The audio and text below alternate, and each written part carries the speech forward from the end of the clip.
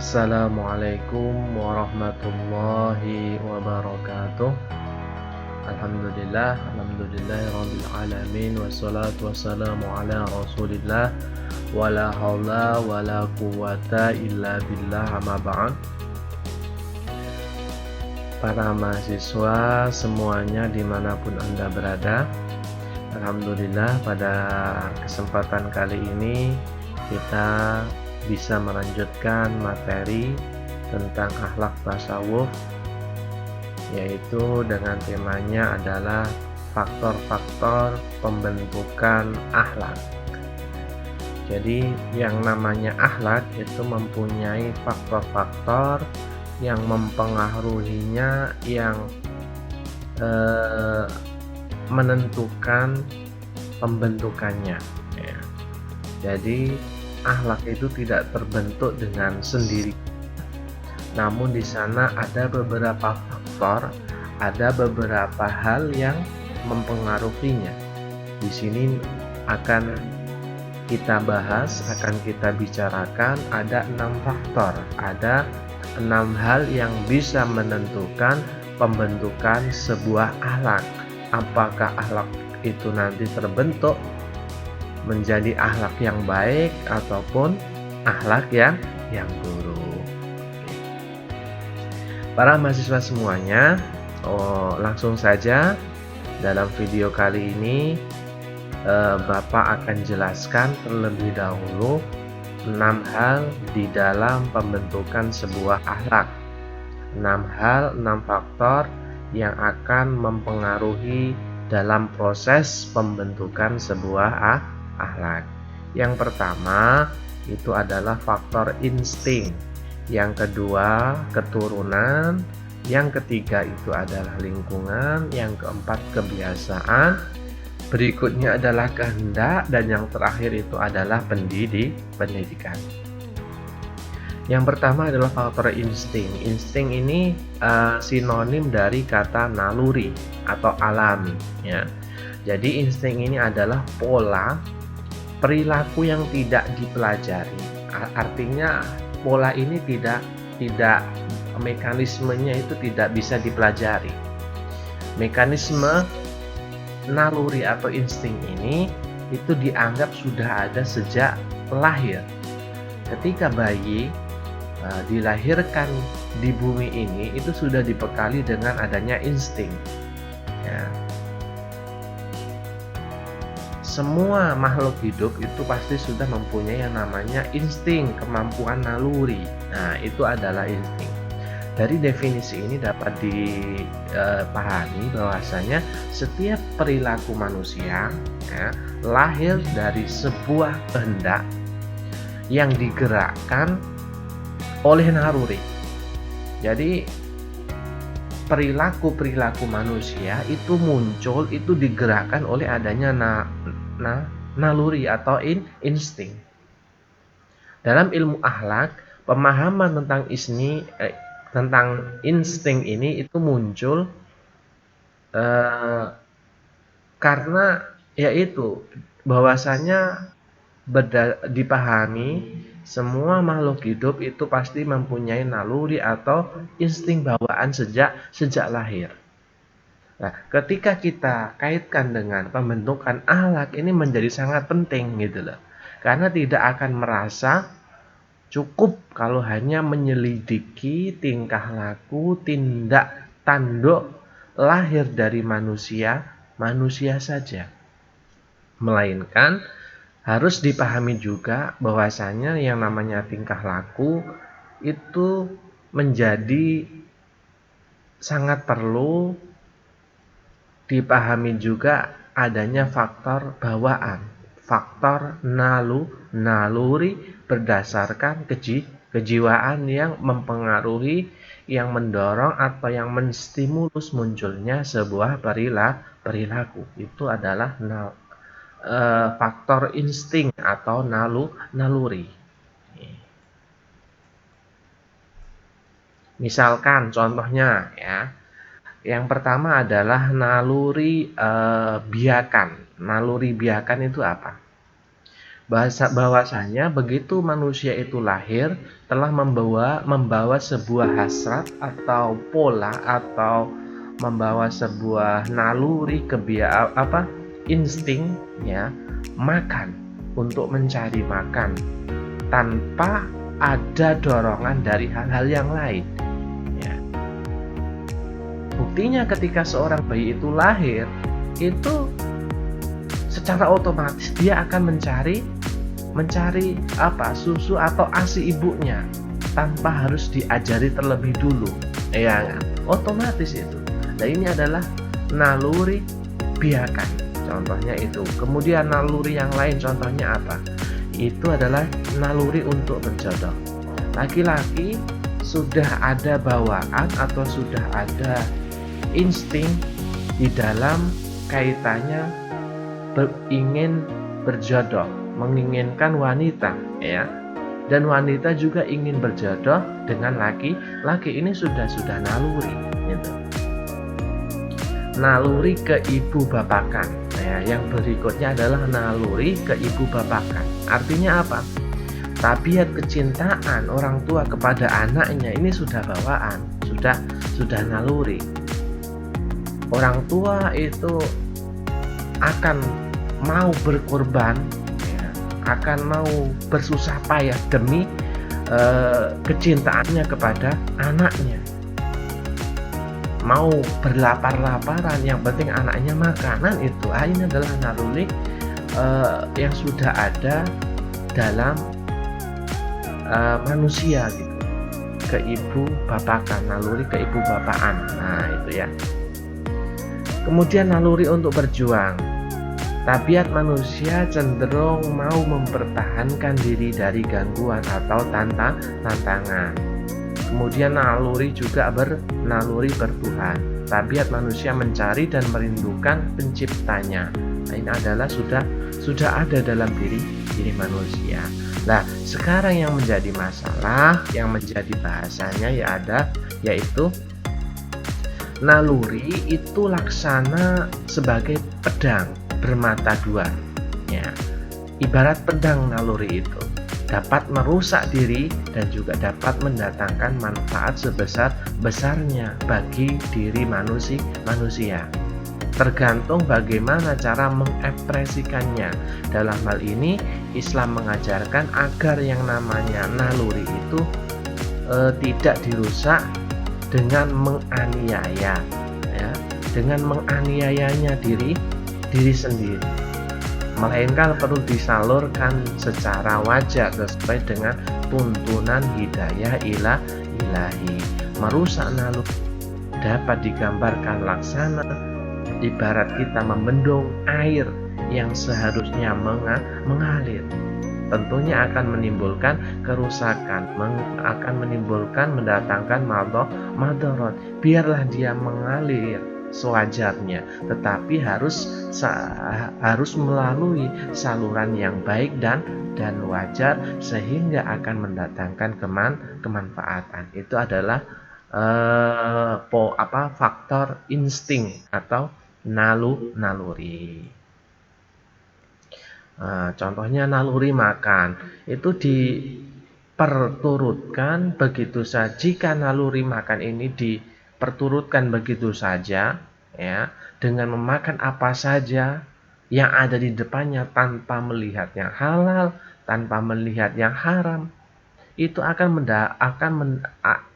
mendatangkan madorot gitu.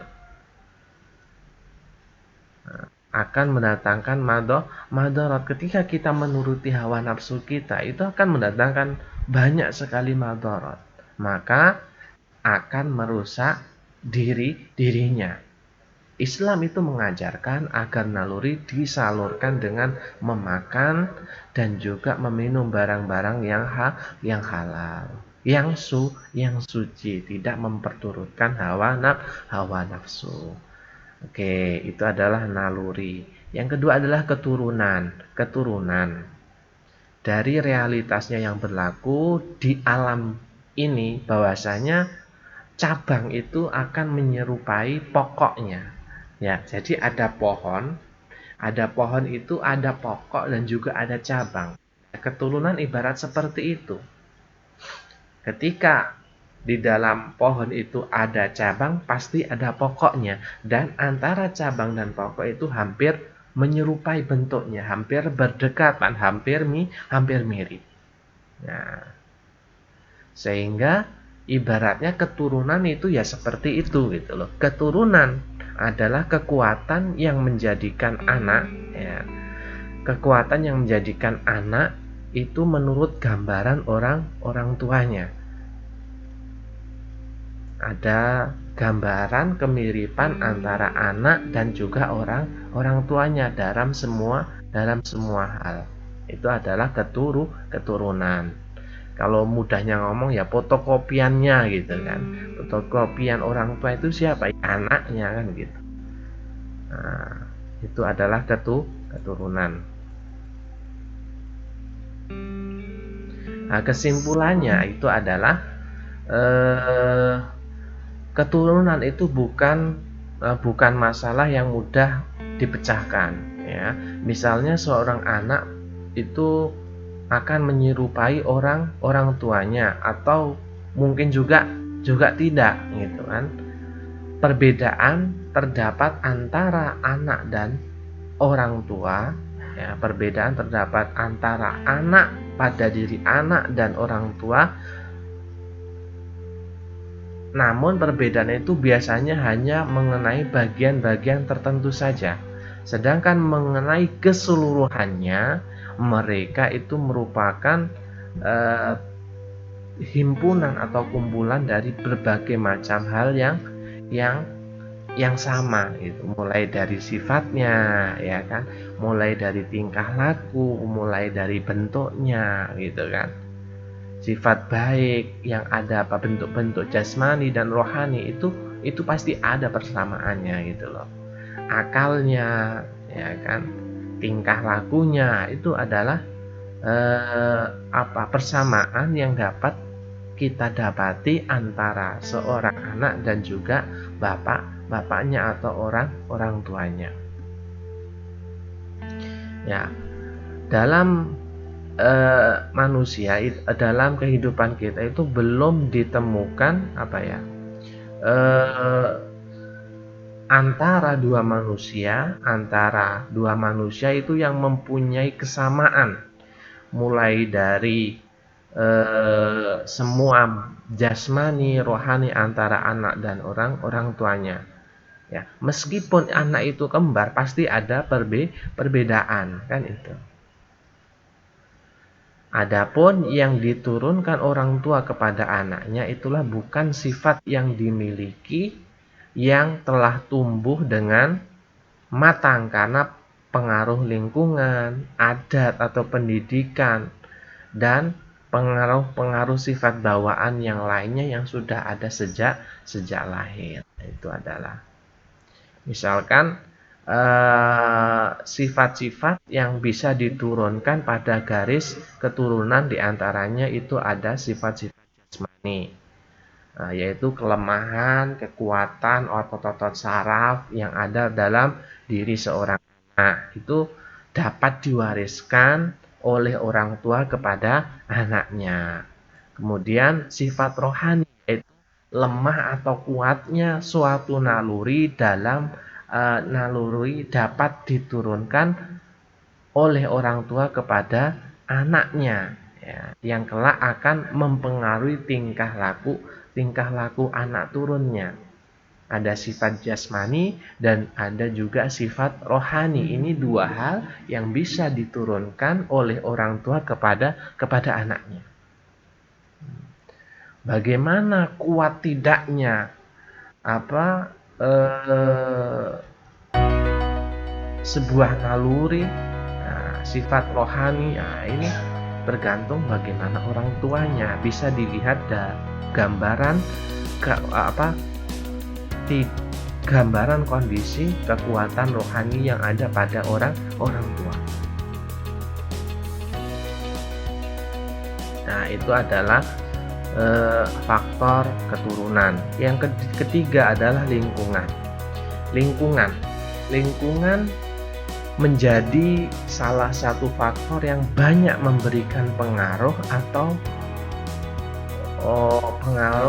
faktor pada kelakuan seseorang atau juga akhlak seseorang.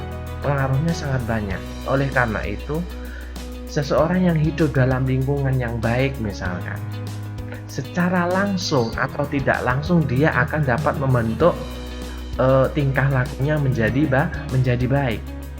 Sebaliknya, ketika orang hidup dalam suatu lingkungan yang buruk, yang jelek, itu akan terbawa, tingkah lakunya itu akan terbawa menjadi yang jelek atau yang buruk, walaupun dia sendiri tidak melakukannya. Ini sudah rumus gitu loh. Ya, jadi lambat laun hal yang lingkungan itu akan mempengaruhi kehidupan orang tersebut. Lingkungan adalah segala sesuatu yang mengelilingi individu sepanjang hidupnya. Karena luasnya pengertian segala sesuatu, maka itu dapat disebut baik lingkungan fisik ataupun non fisik. Lingkungan fisik itu seperti apa ya? Seperti rumah, seperti orang tua, ya kan? Sekolah, teman-teman, dan sebagainya. Kemudian lingkungan psikologi seperti aspirasinya, pendapatnya, cita-citanya, masalah yang dihadapinya, dan lain sebagainya. Nah, itu adalah lingkungan. Manusia itu diciptakan menjadi makhluk manusia yang mempunyai sifat sosial. Tidak bisa dia hidup sendiri. Dia akan berhubungan dengan manusia yang lainnya. Itulah sebabnya manusia harus pandai bergaul. Nah, jangan diem saja, tapi harus pandai bergaul. Ya. Pergaulan ini timbullah interaksi yang saling mempengaruhi antara satu dengan yang lainnya, yang mempengaruhi dalam hal pikiran, sifat, dan tingkah laku. Nah, ini adalah lingkungan. Seperti firman Allah dalam surat Al-Isra, katakanlah tiap-tiap perbuatan itu menurut keadaannya masing-masing, maka Tuhanmu yang lebih mengetahui siapa di antara kalian yang lebih benar jalannya. Nah, yang berikutnya adalah kebiasaan. Kebiasaan ini menjadi salah satu faktor penting dalam akhlak manusia. Ya. Adalah perbuatan yang selalu diulang-ulang, yang selalu berulang, sehingga mudah dikerjakan. Banyak sekali sebab-sebab yang membentuk adat kebiasaan. Di antaranya mungkin sebab kebiasaan yang sudah ada sejak nenek moyangnya, sehingga dia menerima sebagai sesuatu yang sudah ada. Ya, kemudian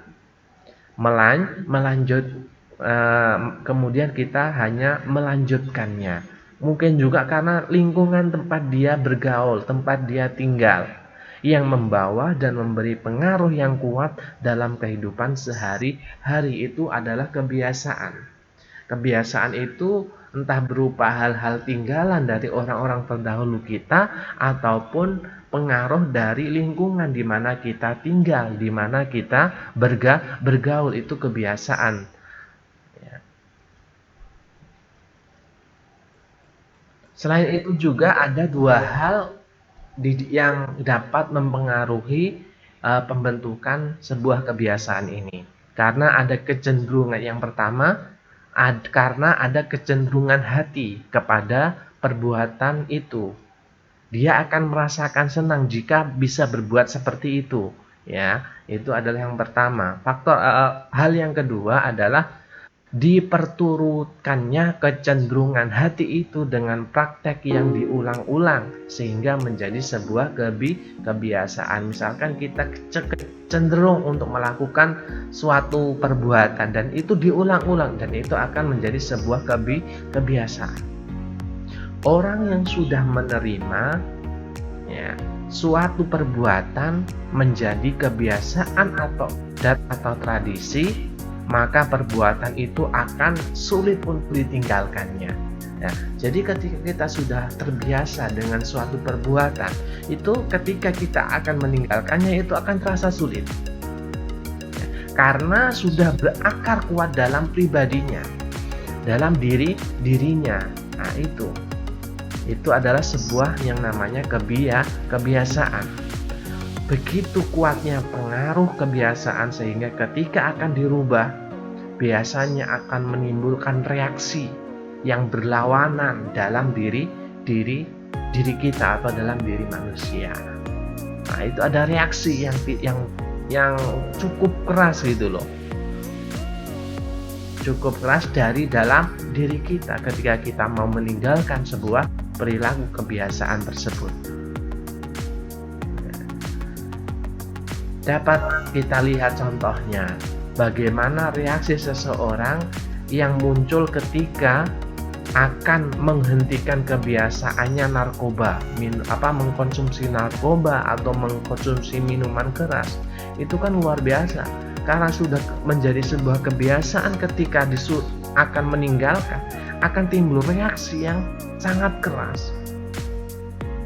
Nah, untuk merubah kebiasaan tersebut, menurut para ahli etika, para ahli itu ada beberapa cara. Di antaranya harus ada niatan, kemauan yang kuat terlebih dahulu untuk meninggalkan hal tersebut. Harus ada keyakinan, keyakinan akan kebaikan dari kebiasaan-kebiasaan yang baru yang akan dia lakukan. Kemudian daya penolakan yang ada yang terhadap adat yang lama, kebiasaan-kebiasaan yang lama, dan daya penarik atau pendorong terhadap kebiasaan yang baru itu harus selalu dimunculkan, harus selalu dihidup-hidupkan. Kemudian harus menggunakan kesempatan yang baik untuk melaksanakan perilaku-perilaku yang baru yang baik. Dan yang terakhir harus berusaha sekuat-kuatnya, jangan sekali-kali untuk menyalahkan kebiasaan-kebiasaan yang baru yang baik itu. Nah, ini penting sekali. Berikutnya adalah kehendak. Salah satu faktor yang mempengaruhi pembentukan akhlak adalah kehendak.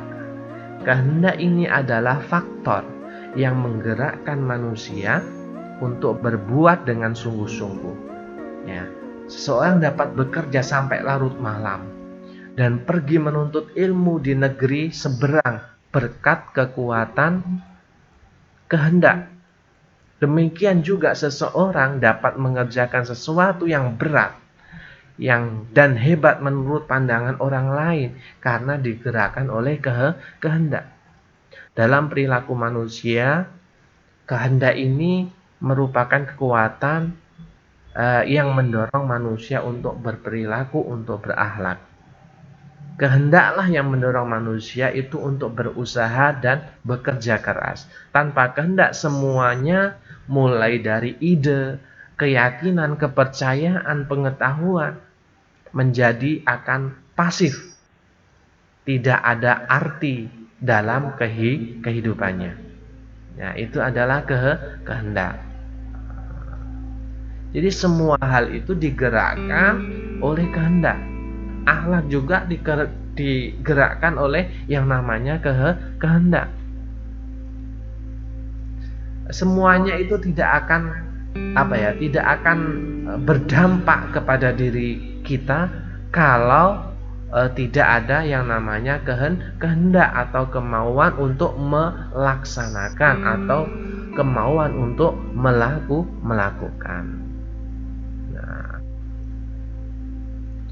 Dan baik buruknya akhlak itu tergantung kehendak kita juga.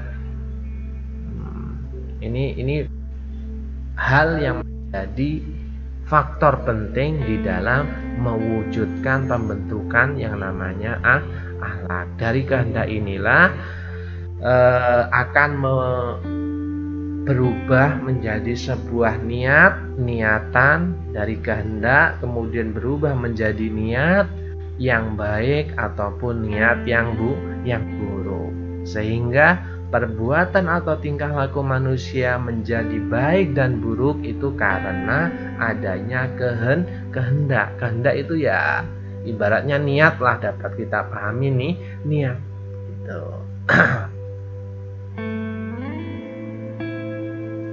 Oke, kehendak itu ya kondisinya bermacam-macam. Ada kalanya kan yang namanya kehendak itu lemah, ya kan, sehingga seseorang itu mudah untuk berputus asa atau menyerah kepada hawa nafsunya, ya, menyerah kepada lingkungannya, menyerah terhadap kepada kondisi.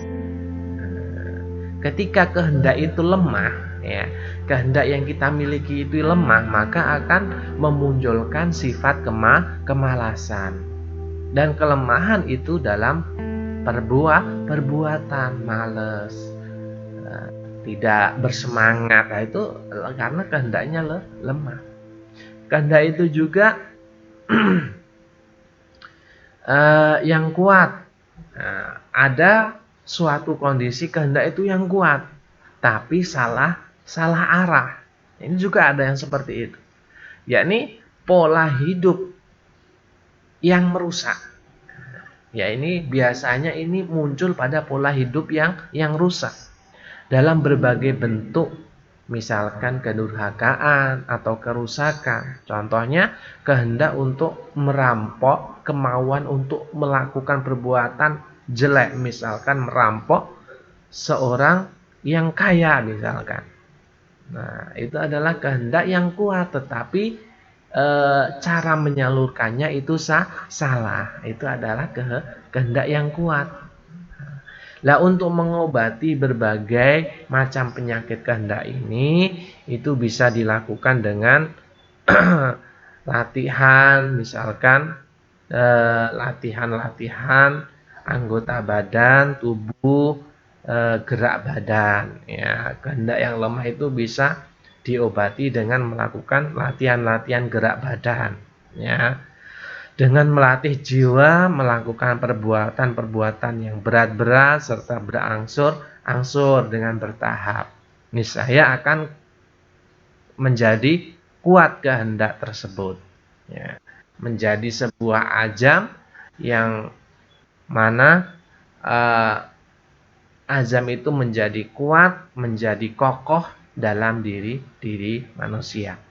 Yang kedua adalah jangan membiarkan setiap kehendak yang baik itu lolos atau hilang tanpa dilaksanakannya. Ketika kita sudah mempunyai kemauan atau kehendak yang baik, ya harus dipenuhi dengan setia. Maksudnya dipenuhi dengan setia itu gimana? Ya harus segera dilaksanakan. Ketika sudah berkehendak, kemudian kita harus melaksanakannya. Ketika sudah akan memutuskan untuk melaksanakannya, kemudian kita ajamkan dalam diri kita untuk bertakwa, berserah diri kepada Allah Subhanahu wa ta'ala. Kehendak yang kuat tetapi salah arah, nah, ini harus diobati dengan mawas diri, dengan waspada, dengan menjaga diri, dengan cara pertimbangkan pikiran harus ditampilkan, kemudian memberikan teguran, introspeksi diri, bahwasanya semua perbuatan bahwa perbuatan itu adalah jelek. Nah, ini adalah kehendak yang lemah, kehendak yang kuat tetapi salah arah. Itu ada ya. Kemudian yang terakhir, faktor pembentukan akhlak yang terakhir adalah pendidikan. Pendidikan ini mempunyai faktor yang penting yang memberikan pengaruh dalam pembentukan akhlak. Sebab dalam pendidikan, ya, anak didik akan diberikan wawasan untuk menyalurkan dan mengembangkan bakat kemampuan yang ada dalam dirinya, serta akan mendapatkan bimbingan dan dalam mengembangkan bakat tersebut agar agar berguna untuk dirinya dan berguna bagi masyarakat sekitar. Jadi pendidikan ini menjadi faktor penting di dalam membentuk sebuah akhlak. Dengan pendidikan itu akan menjadikan seseorang itu mempunyai kepribadian yang matang, akan mempunyai kedewasaan, ya, sehingga tingkah lakunya itu sesuai dengan pendidikan yang telah diterimanya. Adapun pendidikan yang lazim diterima itu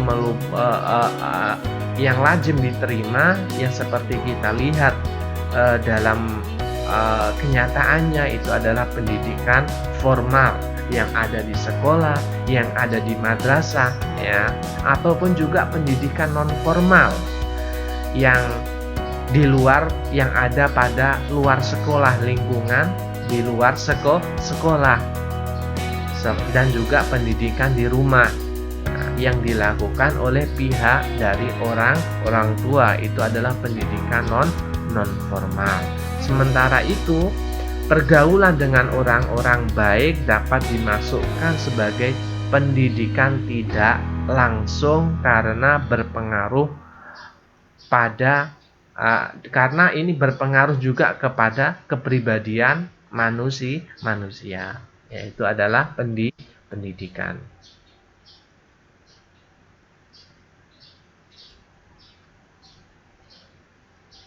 Ya, itu adalah pendidikan. Di dalam melaksanakan pendidikan, hendaknya ada pola yang dapat memberikan kesan yang sungguh-sungguh, yang menjadikan wawasan-wawasan perilaku, tingkah laku, dan juga akhlak itu direalisasikan atau dilaksanakan, ya, dan tercermin dalam tingkah laku pergaulan sehari-hari. Itu adalah pendidikan.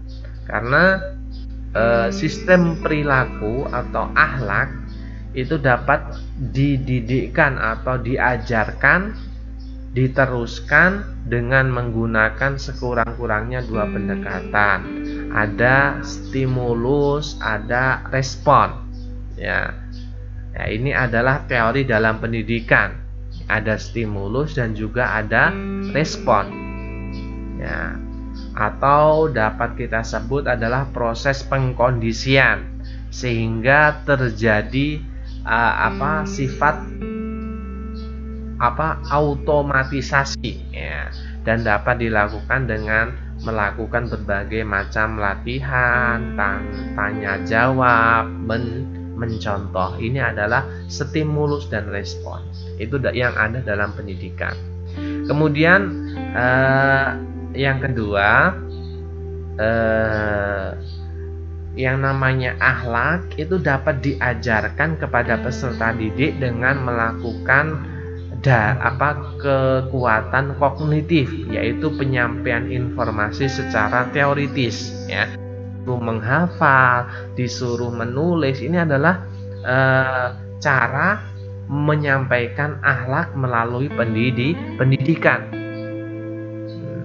Mulai dari melakukan dakwah, melakukan ceramah, nah, itu kan, melakukan diskusi-diskusi yang lain. Oke. Baiklah para mahasiswa semuanya, itu adalah faktor-faktor yang dapat membentuk sebuah perilaku, sebuah akhlak. Jadi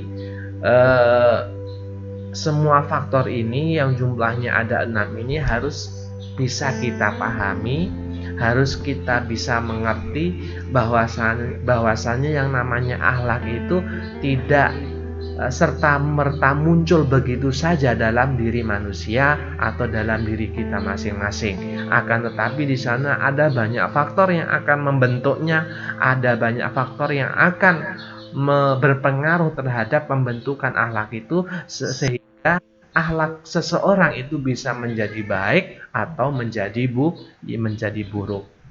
Ada 6 faktor yang sudah Bapak jelaskan di depan tadi. Ada faktor naluri atau insting, faktor keturunan, ada faktor lingkungan, ada faktor kebiasaan, ada faktor kehendak, dan juga yang diakhiri dengan faktor pendidikan. Semua hal ini bisa kita gunakan untuk mempelajari bagaimana seseorang itu bertingkah laku atau berakhlak. Bisa dilihat dari keturunannya bagaimana, bisa dilihat dari lingkungan dia tinggal bagaimana, bisa dilihat dari kebiasaan-kebiasaan yang dia lakukan itu bagaimana. Dan yang terakhir adalah kehendak atau niatan dalam diri seseorang tersebut. Dan yang terakhir adalah pendidikan. Ya, mungkin cukup itu yang bisa Bapak sampaikan dalam kesempatan hari ini. Akhiran, Assalamualaikum warahmatullahi wabarakatuh.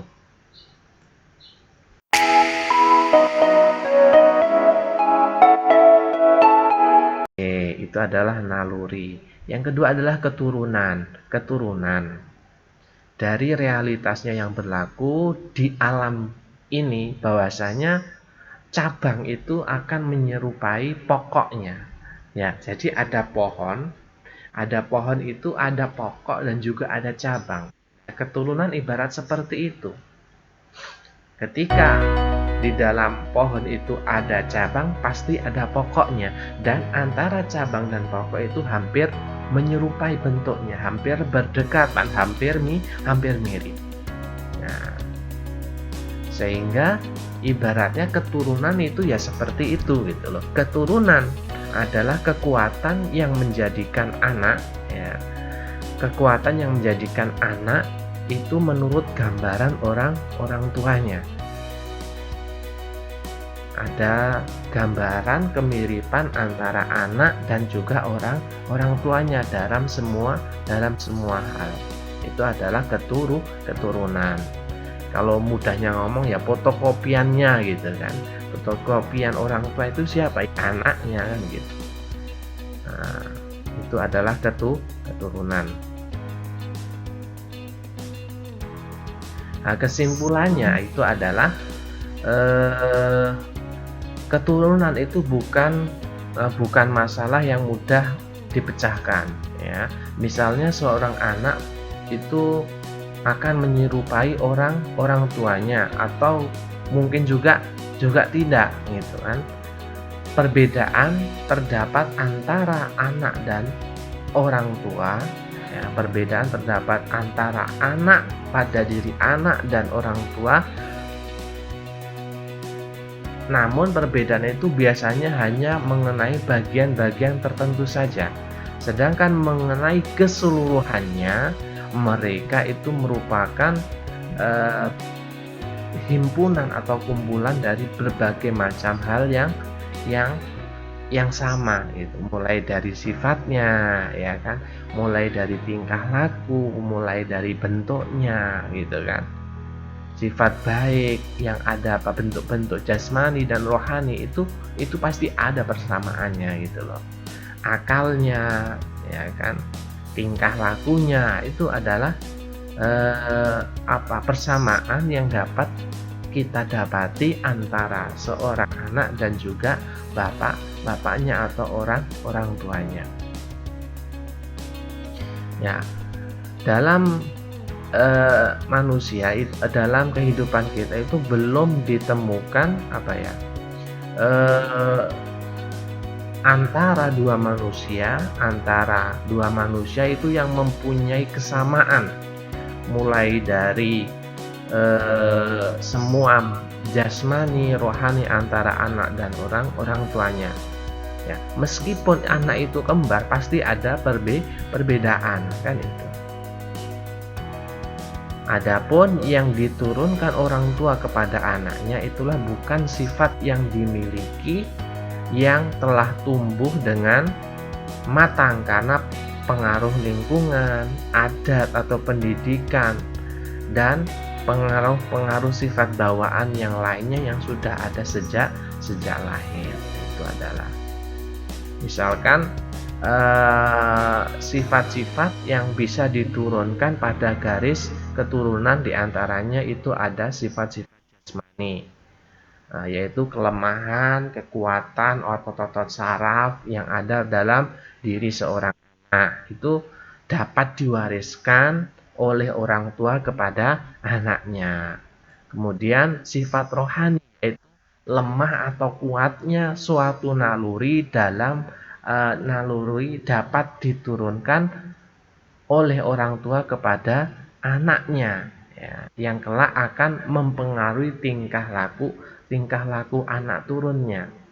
Ada sifat jasmani dan ada juga sifat rohani. Ini dua hal yang bisa diturunkan oleh orang tua kepada anaknya. Bagaimana kuat tidaknya sebuah naluri, sifat rohani, ini tergantung bagaimana orang tuanya. Bisa dilihat gambaran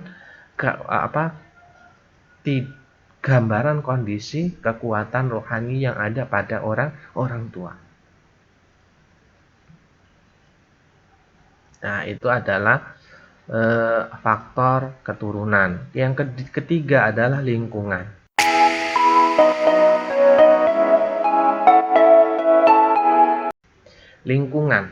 Lingkungan menjadi salah satu faktor yang banyak memberikan pengaruh atau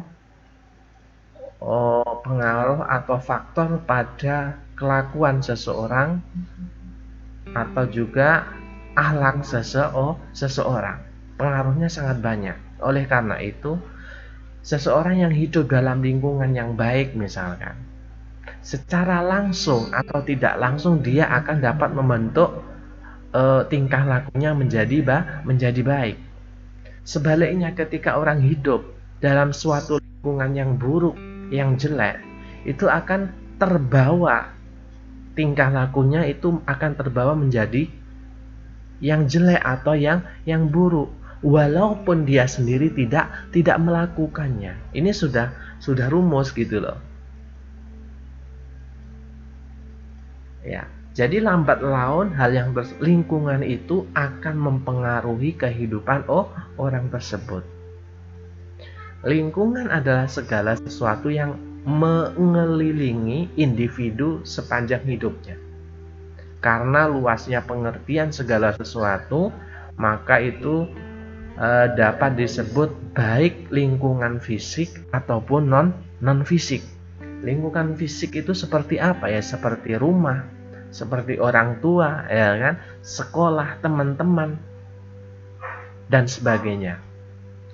Kemudian lingkungan psikologi seperti aspirasinya, pendapatnya, cita-citanya, masalah yang dihadapinya, dan lain sebagainya. Nah, itu adalah lingkungan. Manusia itu diciptakan menjadi manusia yang mempunyai sifat sosial. Tidak bisa dia hidup sendiri. Dia akan berhubungan dengan manusia yang lainnya. Itulah sebabnya manusia harus pandai bergaul. Nah, jangan diem saja, tapi harus pandai bergaul. Ya. Pergaulan ini timbullah interaksi yang saling mempengaruhi antara satu dengan yang lainnya, yang mempengaruhi dalam hal pikiran, sifat, dan tingkah laku. Nah, ini adalah lingkungan. Seperti firman Allah dalam surat Al-Isra, katakanlah tiap-tiap perbuatan itu menurut keadaannya masing-masing, maka Tuhanmu yang lebih mengetahui siapa di antara kalian yang lebih benar jalannya. Nah, kan. Yang berikutnya adalah kebiasaan.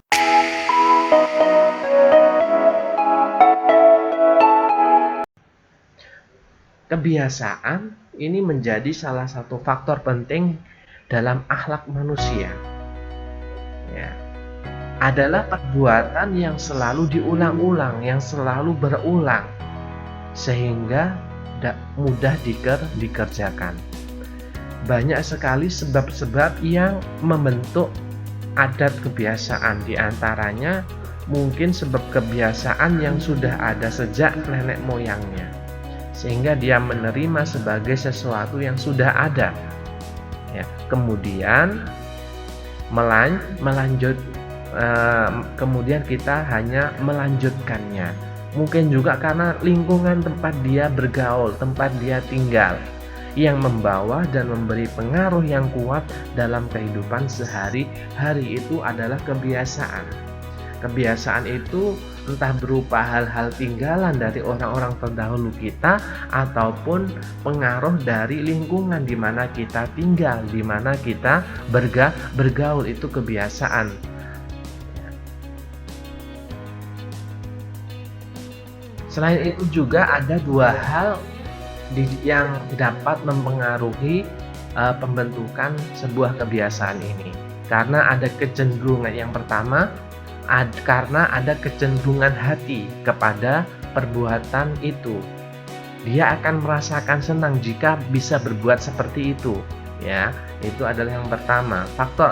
Hal yang kedua adalah diperturutkannya kecenderungan hati itu dengan praktek yang diulang-ulang sehingga menjadi sebuah kebiasaan. Misalkan kita cenderung untuk melakukan suatu perbuatan dan itu diulang-ulang, dan itu akan menjadi sebuah kebiasaan. Orang yang sudah menerima suatu perbuatan menjadi kebiasaan atau tradisi, maka perbuatan itu akan sulit untuk ditinggalkannya. Nah, jadi ketika kita sudah terbiasa dengan suatu perbuatan, itu ketika kita akan meninggalkannya itu akan terasa sulit. Karena sudah berakar kuat dalam pribadinya, dalam dirinya. Nah, itu adalah sebuah yang namanya kebiasaan. Begitu kuatnya pengaruh kebiasaan sehingga ketika akan dirubah, biasanya akan menimbulkan reaksi yang berlawanan dalam diri kita atau dalam diri manusia. Nah, itu ada reaksi yang cukup keras gitu loh. Cukup keras dari dalam diri kita ketika kita mau meninggalkan sebuah perilaku kebiasaan tersebut.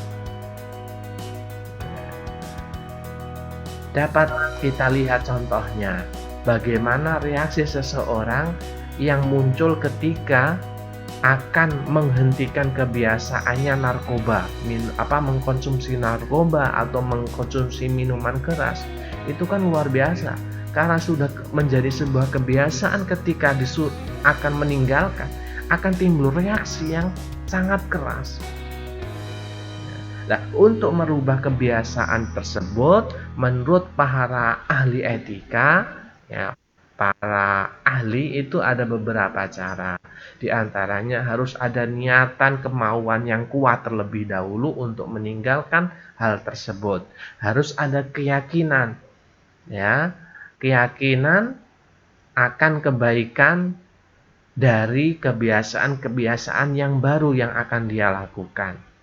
Kemudian daya penolakan yang ada yang terhadap adat yang lama, kebiasaan-kebiasaan yang lama, dan daya penarik atau pendorong terhadap kebiasaan yang baru itu harus selalu dimunculkan, harus selalu dihidup-hidupkan.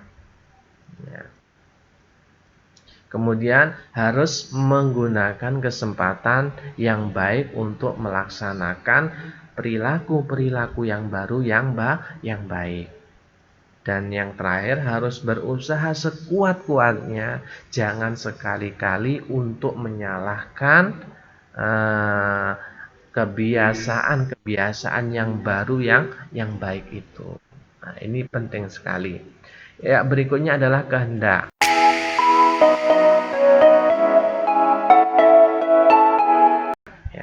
Salah satu faktor yang mempengaruhi pembentukan akhlak adalah kehendak. Kehendak ini adalah faktor yang menggerakkan manusia untuk berbuat dengan sungguh-sungguh. Seseorang dapat bekerja sampai larut malam dan pergi menuntut ilmu di negeri seberang berkat kekuatan kehendak. Demikian juga seseorang dapat mengerjakan sesuatu yang berat dan hebat menurut pandangan orang lain karena digerakkan oleh kehendak. Dalam perilaku manusia, kehendak ini merupakan kekuatan yang mendorong manusia untuk berperilaku, untuk berakhlak. Kehendaklah yang mendorong manusia itu untuk berusaha dan bekerja keras. Tanpa kehendak semuanya, mulai dari ide, keyakinan, kepercayaan, pengetahuan, menjadi akan pasif. Tidak ada arti dalam kehidupannya. Nah, itu adalah kehendak. Jadi semua hal itu digerakkan oleh kehendak. Akhlak juga digerakkan oleh yang namanya kehendak. Semuanya itu tidak akan berdampak kepada diri kita kalau tidak ada yang namanya kehendak atau kemauan untuk melaksanakan atau kemauan untuk melakukan. Dan baik buruknya akhlak itu ya tergantung kehendak kita juga. Ini hal yang menjadi faktor penting di dalam mewujudkan pembentukan yang namanya akhlak. Dari kehendak inilah akan berubah menjadi sebuah niatan dari kehendak, kemudian berubah menjadi niat yang baik ataupun niat yang buruk, sehingga perbuatan atau tingkah laku manusia menjadi baik dan buruk itu karena adanya kehendak. Kehendak itu ya ibaratnya niat lah, dapat kita pahami nih, niat gitu.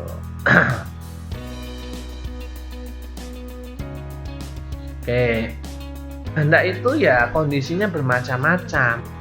Ada kalanya kan yang namanya kehendak itu lemah, ya kan, sehingga seseorang itu mudah untuk berputus asa atau menyerah kepada hawa nafsunya, ya, menyerah kepada lingkungannya, menyerah terhadap kepada kondisi. Ketika kehendak itu lemah, ya, kehendak yang kita miliki itu lemah, maka akan memunculkan sifat kemalasan dan kelemahan itu dalam perbuatan, malas, tidak bersemangat. Nah, itu karena kehendaknya lemah. Kehendak itu juga yang kuat. Nah, ada suatu kondisi kehendak itu yang kuat, tapi salah arah. Ini juga ada yang seperti itu, yakni pola hidup yang merusak. Ya, ini biasanya ini muncul pada pola hidup yang rusak dalam berbagai bentuk, misalkan kedurhakaan atau kerusakan. Contohnya kehendak untuk merampok, kemauan untuk melakukan perbuatan jelek, misalkan merampok seorang yang kaya misalkan. Nah, itu adalah kehendak yang kuat, tetapi cara menyalurkannya itu salah. Itu adalah kehendak yang kuat. Nah, untuk mengobati berbagai macam penyakit kehendak ini, itu bisa dilakukan dengan latihan, misalkan latihan anggota badan, tubuh, gerak badan. Ya, kehendak yang lemah itu bisa diobati dengan melakukan latihan-latihan gerak badan. Ya, dengan melatih jiwa melakukan perbuatan-perbuatan yang berat-berat serta berangsur-angsur dengan bertahap. Niscaya akan menjadi kuat kehendak tersebut. Ya, menjadi sebuah azam yang mana azam itu menjadi kuat, menjadi kokoh dalam diri manusia. Yang kedua adalah jangan membiarkan setiap kehendak yang baik itu lolos atau hilang tanpa dilaksanakannya. Ketika kita sudah mempunyai kemauan atau kehendak yang baik, ya harus dipenuhi dengan setia. Maksudnya dipenuhi dengan setia itu gimana? Ya harus segera dilaksanakan. Nah, ketika sudah berkehendak, kemudian kita harus melaksanakannya. Ketika sudah akan memutuskan untuk melaksanakannya, kemudian kita ajamkan dalam diri kita untuk bertakwa, berserah diri kepada Allah Subhanahu wa Ta'ala. Kehendak yang kuat tetapi salah arah. Nah, ini harus diobati dengan mawas diri, dengan waspada, dengan menjaga diri, dengan cara pertimbangkan pikiran harus ditampilkan, kemudian memberikan teguran, introspeksi diri, bahwasanya semua perbuatan bahwa perbuatan itu adalah jelek. Ini adalah kehendak yang lemah, kehendak yang kuat tetapi salah arah.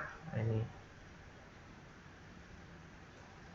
itu ada ya. Kemudian yang terakhir, faktor pembentukan akhlak yang terakhir adalah pendidikan.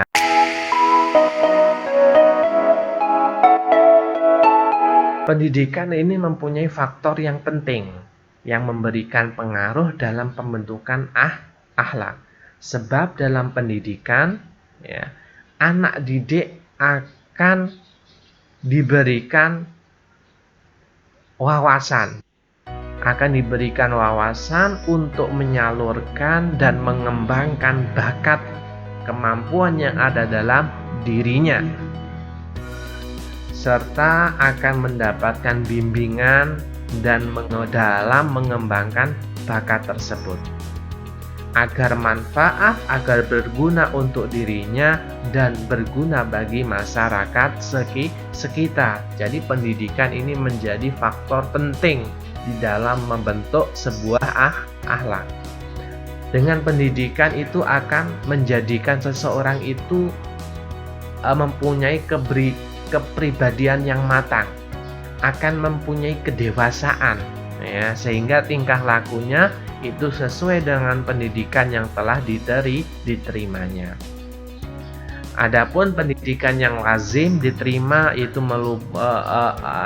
yang lazim diterima, yang seperti kita lihat dalam kenyataannya itu adalah pendidikan formal yang ada di sekolah, yang ada di madrasah, ya, ataupun juga pendidikan non formal yang di luar, yang ada pada luar sekolah, lingkungan di luar sekolah, dan juga pendidikan di rumah yang dilakukan oleh pihak dari orang tua, itu adalah pendidikan non formal.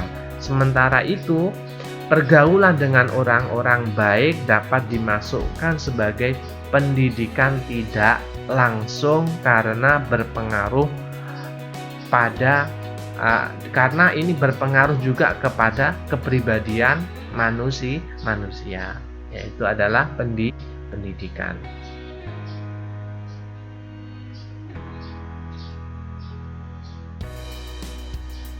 Ya, itu adalah pendidikan. Di dalam melaksanakan pendidikan, hendaknya ada pola yang dapat memberikan kesan yang sungguh-sungguh, yang menjadikan wawasan perilaku, tingkah laku, dan juga akhlak itu direalisasikan atau dilaksanakan, ya, dan tercermin dalam tingkah laku pergaulan sehari-hari.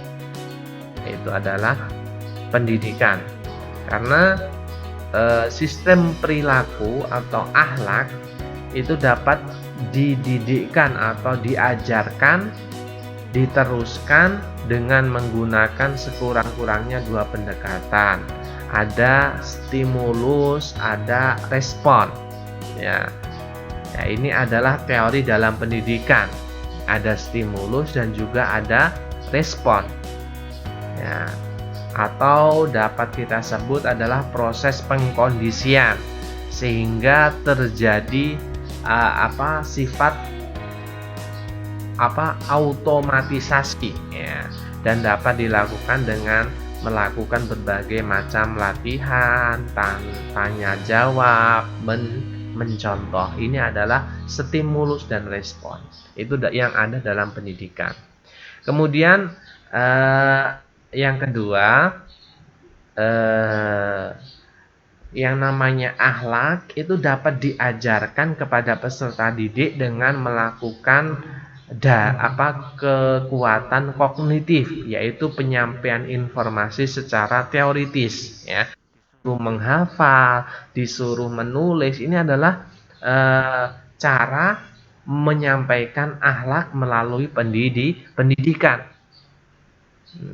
Mulai dari melakukan dakwah, melakukan ceramah, itu kan, melakukan diskusi-diskusi yang lain.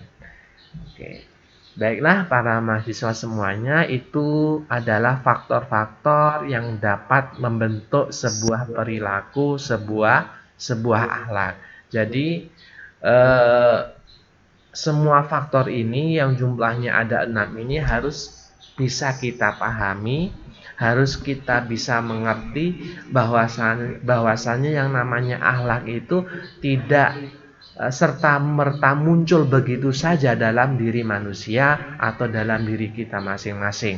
Akan tetapi di sana ada banyak faktor yang akan membentuknya, ada banyak faktor yang akan berpengaruh terhadap pembentukan akhlak itu, sehingga akhlak seseorang itu bisa menjadi baik atau menjadi buruk. Ada 6 faktor yang sudah Bapak jelaskan di depan tadi. Ada faktor naluri atau insting, faktor keturunan, ada faktor lingkungan, ada faktor kebiasaan, ada faktor kehendak, dan juga yang diakhiri dengan faktor pendidikan. Semua hal ini bisa kita gunakan untuk mempelajari bagaimana seseorang itu bertingkah laku atau berakhlak. Bisa dilihat dari keturunannya bagaimana, bisa dilihat dari lingkungan dia tinggal bagaimana, bisa dilihat dari kebiasaan-kebiasaan yang dia lakukan itu bagaimana. Dan yang terakhir adalah kehendak atau niatan dalam diri seseorang tersebut. Dan yang terakhir adalah pendidikan. Ya, mungkin cukup itu yang bisa Bapak sampaikan dalam kesempatan hari ini. Akhiran, Assalamualaikum warahmatullahi wabarakatuh.